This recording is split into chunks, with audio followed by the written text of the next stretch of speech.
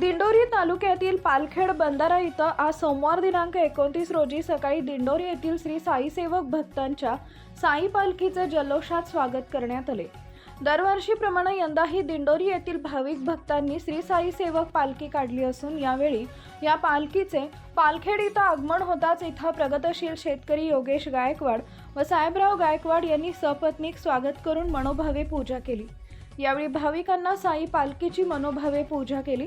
गेल्या 4 वर्षापासून चालत आलेल्या परंपरेनुसार या श्री साई सेवक पालखीमध्ये सेवकांचे प्रमाण दरवर्षी वाढत असून साईबाबांविषयी श्रद्धा असल्याने यावर्षी जवळपास 42 युवक या पालखीमध्ये सहभागी झाले आहेत। या सर्व भाविकांना योगेश गायकवाड यांच्याकडून नाश्ता व चहा पाण्याची सोय करण्यात आली होती। त्यानंतर आरती होऊन साईबाबांचा जल्लोष करत ही पालखीचे निफाडकडे मार्गस्थ झाली।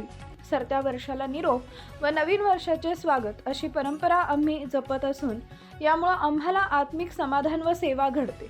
याशिवाय भाविक भक्त या पालखीचं ठिकठिकाणी स्वागत करतात, त्यामुळे भाविकांनाही या पालखीच्या दर्शनाचा लाभ घडतो असं पालखीचे भाविक भक्त वैभव गायकवाड यांनी सांगितलंय। यावेळी गावातील भाविक भक्त मोठ्या संख्येने उपस्थित होते।